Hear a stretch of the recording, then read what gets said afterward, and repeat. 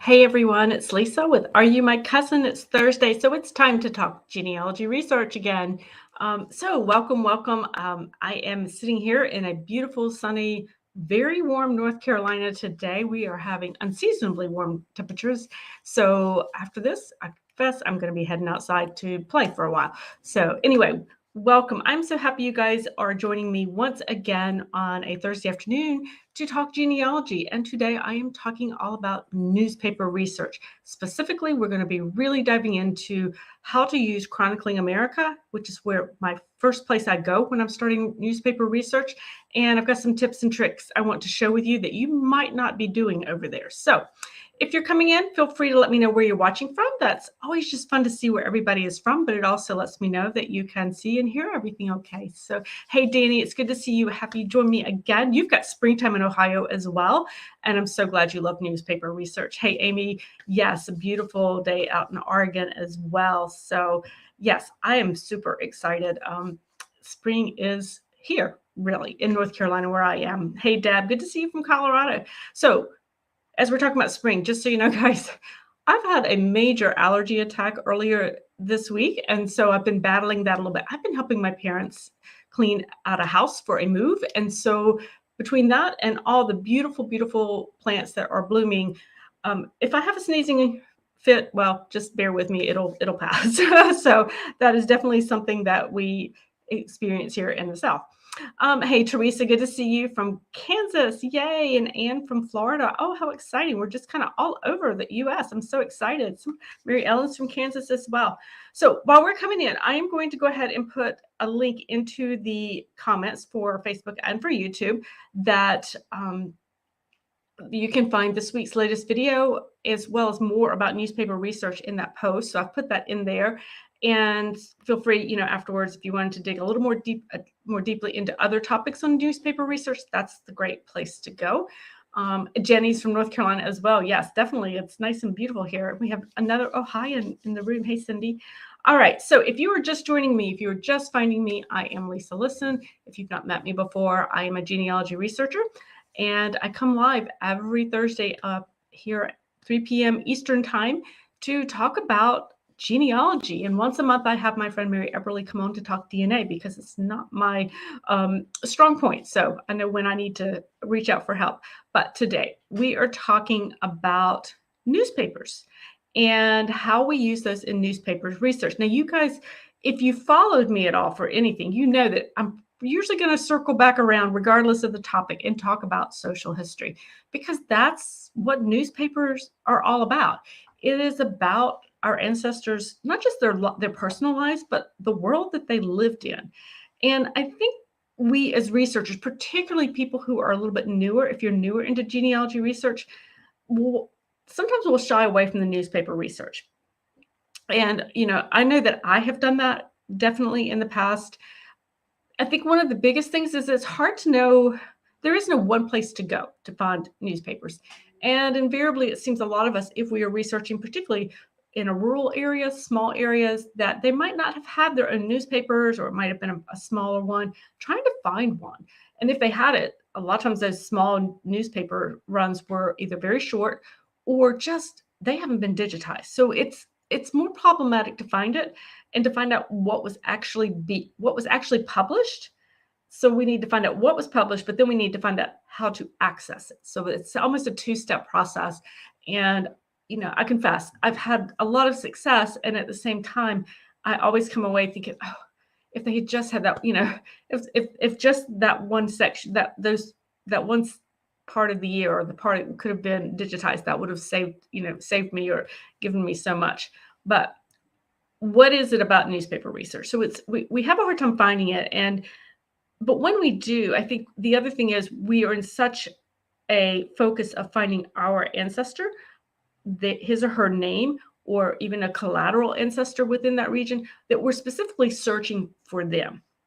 And I think that's certainly something we need to do, because we want to find mentions of our ancestors, put them in time and place, maybe learn a little bit more about what was happening to their individual and particular lives. But sometimes what happens is maybe we're not really seeing the ancestor in that area mentioned in that newspaper, but we may be able to at the very least, learn about their world, because that newspaper, particularly the smaller local newspapers, that's their world. That's the world that they're living in. And we have to understand their world if we're going to break down brick walls. We have to understand maybe the weather conditions, what was happening, and what the impact on the community is, and what was the impact on them as a family, and what maybe the weather patterns had an impacted decisions that they made, whether to stay or to go or to change businesses, that type of thing. So it gives us not just a glance as to the individual, but also to what was happening in their local community world, as well as the world, and how those influences would have influenced their decisions. Okay, so you guys can tell I love social history and reading the newspaper. So the interesting thing is, when I was growing up, guys, I didn't like the newspaper. I didn't want to read the newspaper. I come down to breakfast, and everybody in the family is reading the newspaper. I was reading the cereal box because it was more interesting to me. And then, so for whatever reason, I just was never really big into reading the newspaper, but I have been converted and now go after newspaper research. So let me check my notes, make sure I got all of that in. Okay, so now that you guys are here, if you are here, again, once again, welcome if you're just joining me. If you're watching from YouTube, I would love it if you would hit the subscribe button, because that lets YouTube know that you like these videos, and so they will show more of them to you, as well as they tell me it helps my channel grow. If you're watching from Facebook, wonderful, wonderful. Hit that like button or like the page, because that way, again, you're telling the algorithms, you're telling that Facebook that you like the content and you want to see more of it. So they tell me that helps there as well. So if you could do that, I'd love it. All right, let's talk a little bit more. I want to go ahead and share my screen. I wanted to talk with you more about Chronicling America, and feel free to let me know in the comments if you're using Chronicling America. If it's new to you, feel free, whatever you're seeing there, let me know. I start with Chronicling America. It is part of the Library of Congress. It's on their website. It is free, so that certainly makes it nice and easy to go with. It's just, I find it easier. It's got a good collection of newspapers, and so it gives me some ideas for researching as well. So that's usually going to be the first place that I start my newspaper research. So I'm going to go ahead and share my screen. Let me bring this up. Oops. Here we go. And let me make it bigger. So guys, I tried something different this year, as I have, today, I have increased my cursor size and made it red so you can see it easier, because for me, I wanted to make sure you could see it easy. I will say it takes a little bit of doing on my part, so it feels a little cumbersome. So I apologize if I move it around a little erratically there, but I wanted to make sure that you could see it. So there we have it.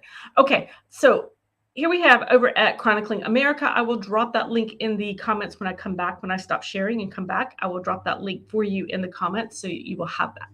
And again, like I said, it is part of the Library of Congress, and this is their historic American newspaper collection.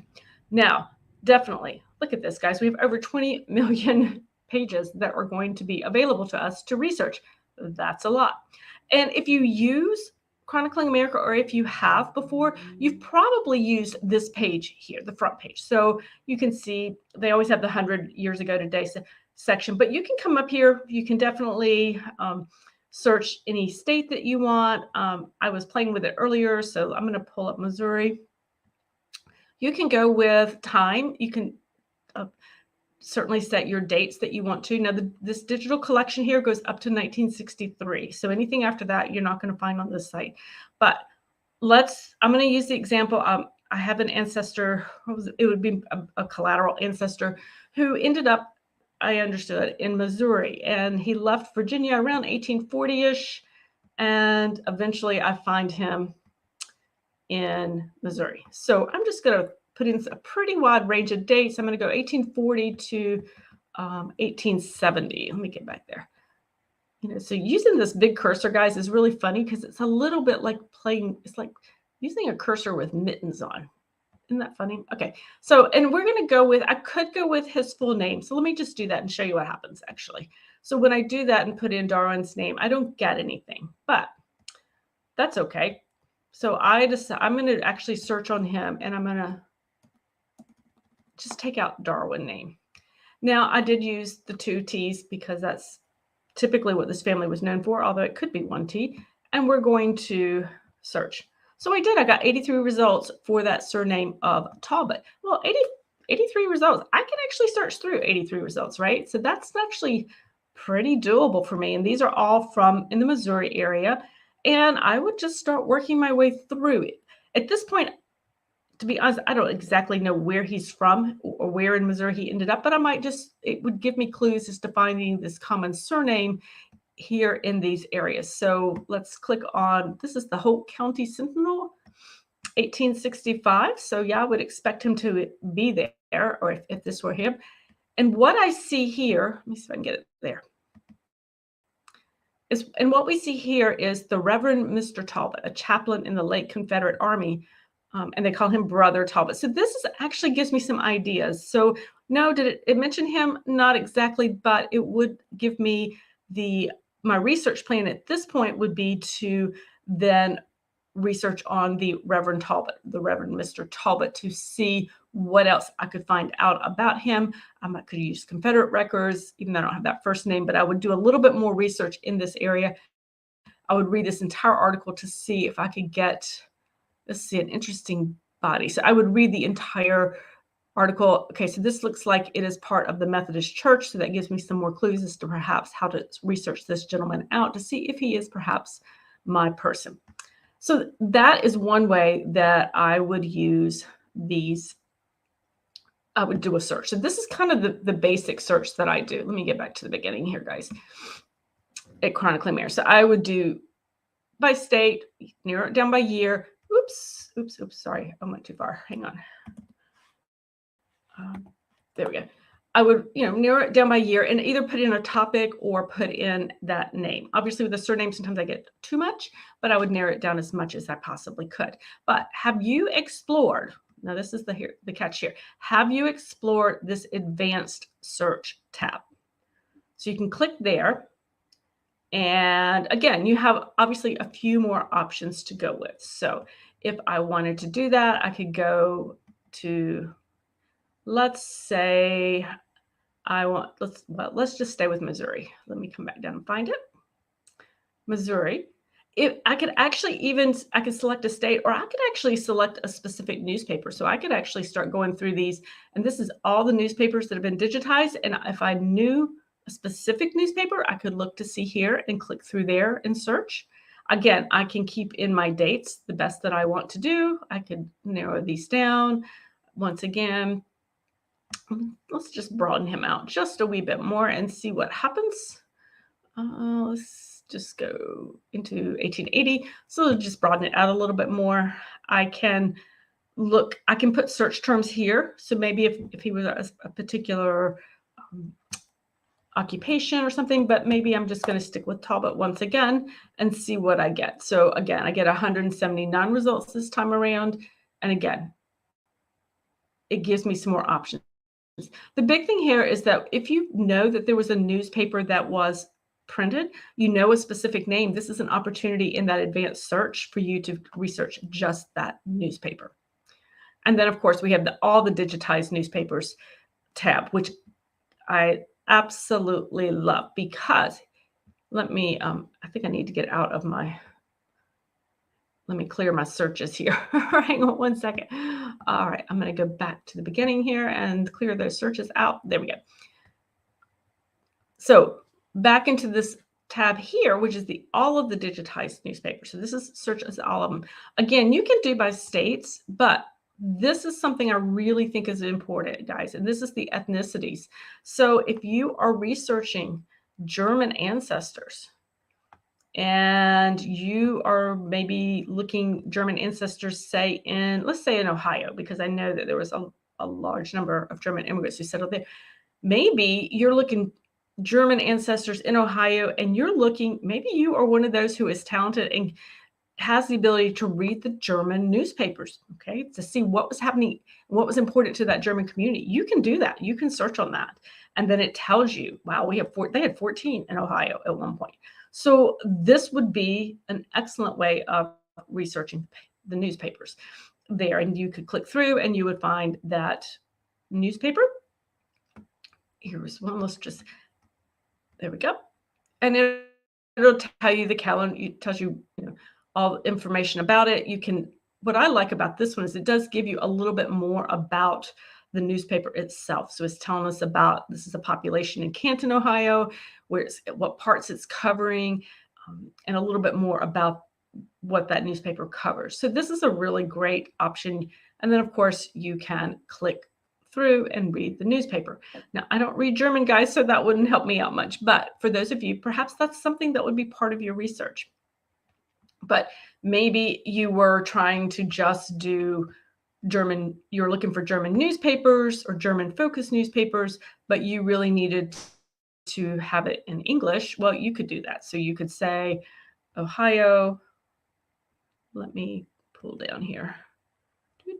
There, Ohio, you could say you want German focused or German ethnic, but you need it in English. All right, where is it? There it is. But you need it in English. So you could certainly do that as well. There you go. So you would have 7. You only have 7 options at that point. So there's another way to go about it. It looks like some of these still might be in German, but it would give you an opportunity to do that. Now, let me come back over real quick so I can see where you guys are. Oh yeah, we have some more folks who have joined us since I was sharing. Hey, we have got Martha and Anne and Carol. What is the Canadian site for newspaper research? You know what? That is a really good question, Carol. I need to pull that up. I don't know it off the top of my head. If somebody does, go ahead and drop it in the comments below. Otherwise, Carol, sit tight and I will check on that in a little bit or after it's over with and pop that into the comment section and description sections. Hey, Barbara, glad you're here. And Dave, thank you again for joining us once again.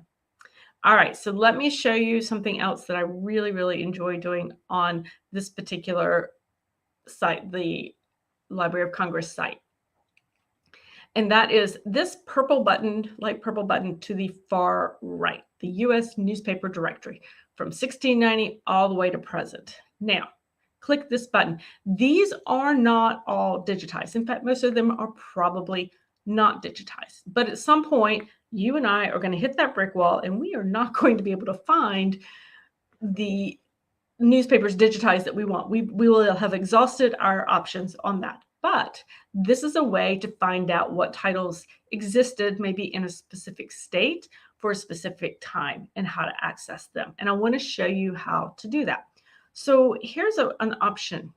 Again, if you have it by state, you can do that. I'm going to choose Illinois this time. And you can select a county if you want to. But I think this time I'm going to actually choose a city, and I'm just going to choose Chicago. And guys, I really haven't done much research in there, so I kind of was choosing these just to kind of get an idea of what was there. Let's see, did I go too far? Nope, there it is. Chicago. We can leave the dates if we want to, we find. So you could put a keyword down if you were looking for a specific topic that you were looking for. Maybe you were doing female ancestors and you wanted to research suffragettes. You could put suffragettes there, or suffrage, the suffrage movement. Maybe the temperance movement there, you could pop in there. You can do frequency or language. Again, once again, you can do language, which can be important if you're looking for things that might be in English or perhaps a specific language for your ancestry. Ethnicity press. Now, this is something I really like a lot. Again, if I'm researching, say, Irish ancestors, I can come down and go, all right, I need to know what were the Irish newspapers for Illinois. Now, I can do a labor press. Maybe I want to go more into any of these specific, maybe it's Catholic labor unions in the Irish press. I don't know. I'm just using that as an example, but you have options here you could pull out as well. Maybe you're looking at dairy farming. You could pull up newspapers that way. And again, you've got to remember, these are not going to be digitized, but we need to know that they are part of it. Did you have an ancestor who was a glass worker? You can search on newspapers that were pertinent to glass workers. And these do come all the way up to present. So they may or may not be what you're looking for, but this gives us an idea. So perhaps I'm looking for Irish. I'm doing Irish ancestor research in Illinois and Chicago, and I click search. All right, so I have 13 options here. That's actually pretty good, I think. So I've got 13 options. I've got Irish, the Irish Voice, 1915. I've got the Irish Voice and American Echo, the Irish News and Chicago Citizen, the Irish Republic. This is a lot. This is just Chicago. Remember, I was only looking at Chicago. We have the Western Tablet all the way back to 1852. And then we have the more recent ones, the Irish American News. So this is an interesting thing. So let's pop, I'm going to actually click on this one, the Irish News and Chicago thing. In Chicago Citizen. And so when I come down, I notice, it was published 1919 to 1922. It gives me, there was another title. Sometimes it was just the Chicago Citizen. It tells me where and, what it covered, which counties. So it kind of gives you all that detail, the description of it, how often it was done, published, the language, and then it tells you the subjects. And to me, this is really an important thing because I want to know what did that newspaper cover before I go researching on how to find it. Because if it didn't cover something that I needed, then I don't need to go look for that newspaper. Obviously, this one has some fraternal organizations, which could be very helpful in some perhaps my research. Again, societies, et cetera, religious life. These are important things when it comes to genealogy research. This would be a good one. If I wanted to get this one, again, it's not digitized, but I would come down here to the holdings. So it's usually at the bottom, and this is where you go to find out who has that record, probably on microfilm or microfiche. And here we go. We have it. It's at the Abraham Lincoln Presidential Library in Springfield, Illinois. And so they have it on microfilm and they have the service copies. So at this point, when you get to this point and you know where it's located and it's one that you would want to actually research, you would need to, I would just Google the contact information for the Presidential Library there in Springfield and reach out to them by phone or by email, however they prefer it, to be able to find out how you could access it. You may have to have them do it. You may have to hire somebody. They may be able to do it for you. They may just do it as a service. So, but at that point, you can have that conversation with them and determine how to best read that newspaper there. So there's a lot that you can get from this newspaper. So I love this little newspaper directory. If you would go back to this and we want to say, look at some of those labor union ones. So maybe we look at, let's start here. So let's say we want to look at, let's go with, all right, let's go with gold mining and see what happens there. I'm not really sure. Gold mine, maybe you had a gold miner, an ancestor was a gold miner. We're going to leave everything else open. So this is going to give us a lot, because I don't know if we're going to get how much we'd get for this early on. All right, so there are only 23 paying to this, but we have the California Bulletin, the Daily Deadwood Pioneer Times. Well, these are really fascinating and interesting. So if we clicked on the California Bulletin, just that first one up there, we can scroll down. It was weekly. It talked about California gold discoveries. It doesn't tell us a tremendous amount, so we're not even sure how often. It doesn't look like it. Not even 100% sure how often how long it was published for, or how much, but it doesn't look like a whole lot. If we looked at the countings, we would know that would be the Huntington Library Art Gallery and Gardens there in San Marino. So if that were something you were interested in for your genealogy research and wanted to read up on that, then you would reach out to them for that. So I wanted you guys to see how to use that piece of the puzzle. Again, I'm going to come back to you guys. Hang on one second. There we go. Now I can see you guys better. So that's how I like to use Chronicling America. So it's definitely, I start with that, what's digitized. It's easy. I can do that any time of day from my office, as you know. That's why we love it so much. But then I want to find out what was published in a certain area. My guys didn't land in the newspaper. I don't know how often your ancestors landed in the newspaper. About the only time my guys seemed to land in the newspaper was if something untoward was happening there. And so, but it's important to, again, research that because we want to understand what was happening. What was their world like in the newspapers as well? And here's another tip. When you are reading these newspapers, regardless of the type of newspaper, check the back, particularly in, like, say, a large regional, a larger county or city newspaper. Check the newspapers that have those legal notifications in them, because in the back where they have those legal notifications, sometimes they would write up things about what was happening in court, maybe a summary of a court case that happened. Maybe the court case is requiring notification of anybody who wants to make a claim or about a debt against an estate. Maybe there's estate sales coming up.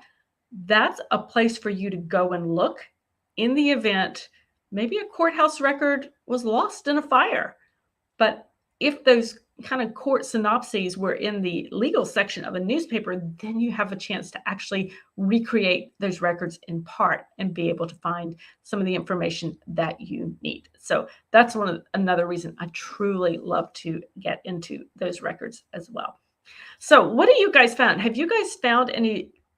What are some of the most interesting ones that you guys have found? Let me put that, and I'm going to put the link to Chronicling America in the chat for you guys. So let me know, what are some of the interesting things that you have found in the newspaper?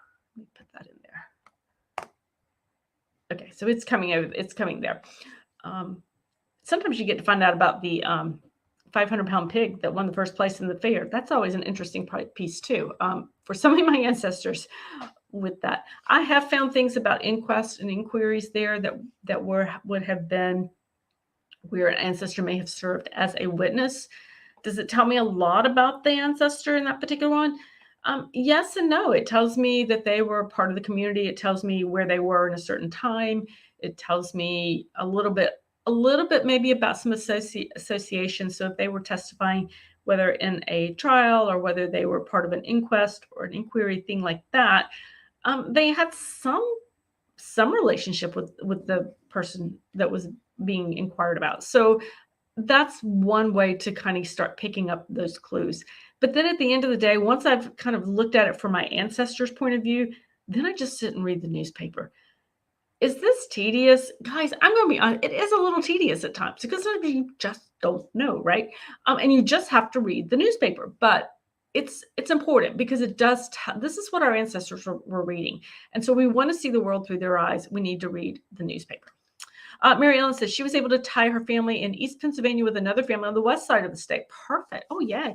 Took two, but found a blurb about your young grandmother going to her cousin's wedding there. Exactly. It's the those. I love those. Sometimes they're called community news or the local gossip section of the thing where they talk. 2 weeks, yes, where they talk about how they, somebody went to visit so and so, or so and so came to visit, and it's a great way. Not only did you tie those two together, sometimes you can indicate probably that cousin. You've now got an approximate wedding date for that cousin. And if your grandmother was still a young woman, single at that time, that she wasn't married prior to that date. So there's some definite pieces that you can pick up there.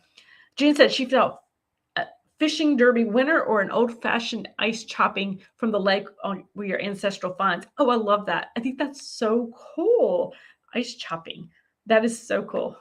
Not something we see a lot around here. I will say ice chopping, but yeah, definitely fishing would be in our area. You'll see the fishing contest down on the coast. So that's always a lot of fun to do as well with that.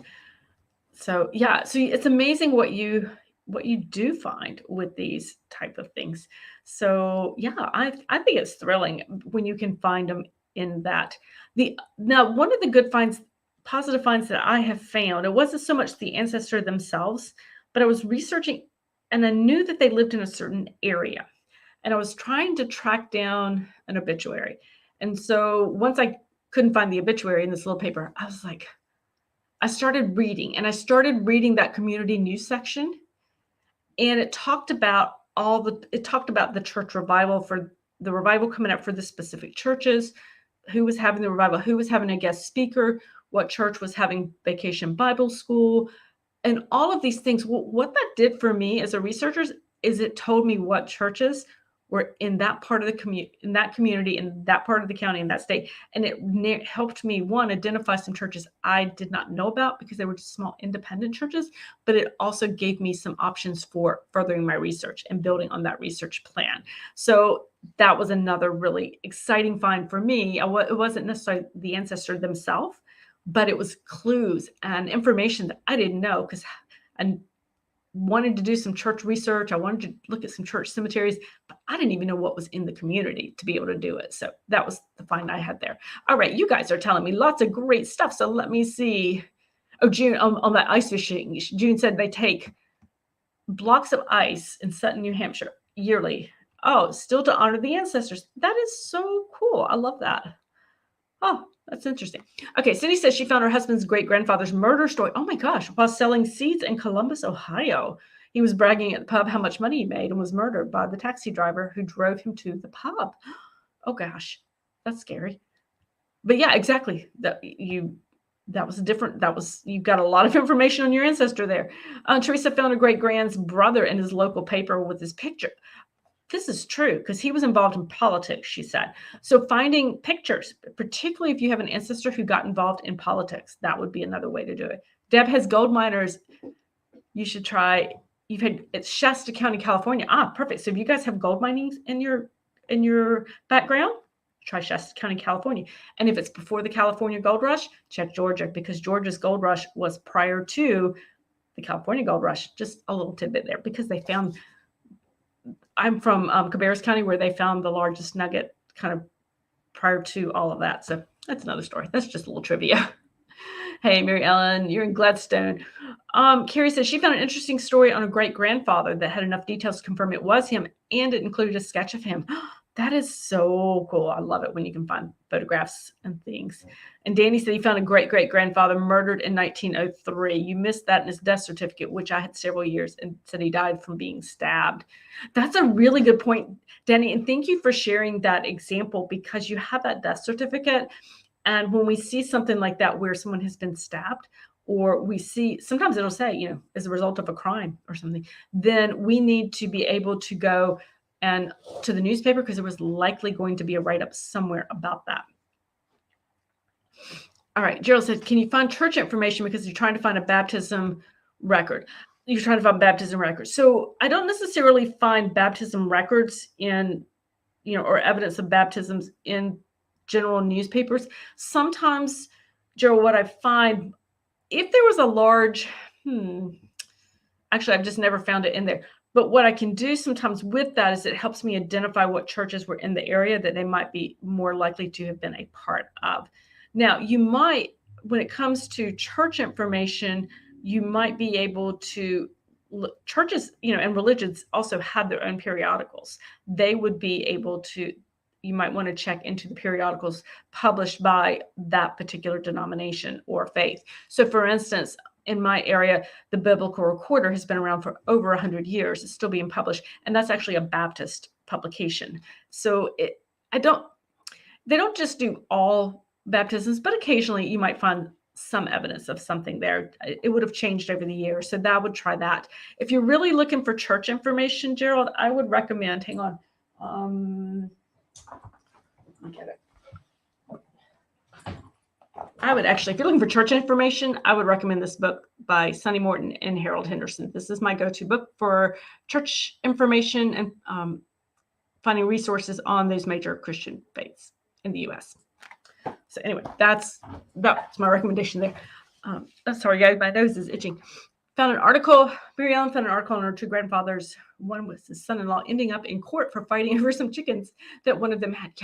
Yeah, those contiguous and those ancestors who were fighting a lot would end up in court, and it's great because they would read it. They would end up in the newspaper. Not so great for them, but great for us as researchers, right? June says, sadly, she found three brothers who died in a boating accident. Yes. Another set of two brothers died as young boys in a mining accident. Oh, my gracious. Yes, life was really tough back then. And Deb said she found topics like marriage and divorce had tons of articles about different views in the area in the country. That's a really good point when you, again, and I love how you're using that, Deb, and that you're pulling information about topics, about what that area's views on marriage and what their views were on divorce in those articles.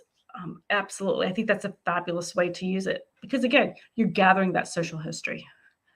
And Danny says he uses Google Translate to get information from German newspapers. So I'm curious if you've had, and Danny, feel free to let me know, when you use Google Translate into newspapers of other languages, is it, I've used it before and it's good enough for me to get a, you get a pretty good, I don't know how accurate it is because I don't really read German.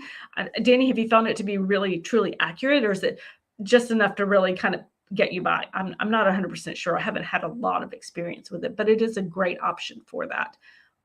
That is a great option to do that with those because, it's really, when you think if you're doing immigrant research, there's ethnic newspapers like German or Irish or whatever country, they came from. They're typically written in the mother tongue, but that's how they learned how to make it in this country. That's how they learned how to, it was a source of comfort for them because it was a part of their old life, but it would also, you would find everything from advice columns about, how, the strange new land and how do they do X, Y, and Z here in America, because that's not how they did it back in the homeland. So they really do have a lot in them. They also have a lot in them, like little advertisements sometimes will be in those ethnic newspapers about, looking for information on, maybe some relatives that came over or relatives who were back in the homeland. Has anybody heard anything from them or that type of thing? So that's another way to go about it as well. So baptisms, Kay said, baptism community columns in small town newspapers might say so-and-so attended a baptism and lunch afterwards. Good point. That's absolutely, that's a really good point. They check those communities for those baptism type lunches and socials that would have accompanied that. Sometimes churches here in the South anyway, particularly if they were doing baptisms down at the creek, that was a big celebration. Maybe they would do it quarterly or something. And that was a big celebration for the baptism as well as church-wide luncheon. So that's a very good point. Thank you for sharing that. Oh, good. Carol said ChatGPT can help with translations. Absolutely. I can't believe I forgot that. I have been playing with ChatGPT, guys. I love it. It's so much fun. But absolutely, that's a good point as well. I hadn't thought about that. All right, guys. So that's what I had for you today. I would love it, guys, if you want to learn more about other newspaper resources and how to use them, you can find those on that website, that the post and the video for this week. It's in the chat. And then love it if you are on YouTube, hit that subscribe button, Facebook, hit that like button. And I'm looking forward to next week as well. So Danny said, he says you need to take the translation of the image, then enter the parts there's an issue with, but eventually you can get a pretty good translation. Okay, that makes sense. So using Google Translate, you can get a pretty decent translation. And of course, now that we have ChatGPT, that's another idea as well. Gerald said, can you use newspaper articles that you got they have no name on the paper listed on it? You're trying to pinpoint a location. Hang on one second. Let me reread that. Use newspaper articles that you have that have no name for the paper listed on it.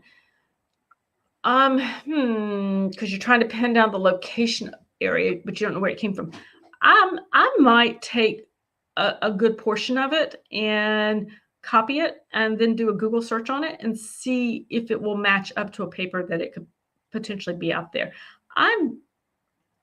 I am not 100% sure how to do that, but try that. Try taking a portion of it. I've done this not with newspapers. I've actually done it with, say, like, poems and quotes, and I just take a section of it. I put it in quotes and put it in the Google search bar and see if I can get a match on it that way. So you might be able to get a match that way, at least something to give you some clues toward where it may have come from and see what happened. The thing is on that, if it's a newspaper that's digitized, say at newspaper.com or an Ancestry, one of the pay subscription sites, Google doesn't search those. So it's going to be it's just going to be a spotty thing, but give it a try and see what happens with that. Carol said subscribed. Okay. Deb says try unique phrases from the article as well. Yeah, absolutely. There's some unique article phrases. If there are people mentioned in the people who are mentioned in there, perhaps other than maybe your ancestor, maybe it's somebody you're not as familiar with, maybe put those in. So if it's, for instance, if a minister is mentioned in there, research that minister in one of the genealogy sites and find out, who they were, where they lived, what time period they lived, maybe what church, and see if you can start to match things up that way as well. I've done that as well. I'll research the minister out to see what church and what religion that the family was associated with. What was the title of the church records? It's called How to Find Your Family History in U.S. Church Records, and it's by Sonny Morton and Harold Henderson. So yeah, this is my go-to when I do church record research. It's they've done an excellent job. It's for the major Christian denominations, so I should clarify that prior to 1900. But they've done an excellent job talking about the different denominations, some of how they changed, what types of records they kept, and where you might find those, and what's worth looking for as a genealogy researcher. That's the other thing. So yeah, that's definitely one that I recommend. It's on my bookshelf close at hand always. So okay, guys, I am going to let you go. This has been so much fun. I just love talking about this because it is about getting to know our ancestors and seeing the world through their eyes, and plus to be able to use a tool that perhaps you've been using, but maybe I hope I've shown you some new tips and tricks that you can take it a little bit further next time. So anyway, thank you so much for joining me. I will be here again next Thursday, 3 p.m. Eastern time, for another genealogy talk. So I hope you guys have a fantastic day, and I will see you later. Bye-bye.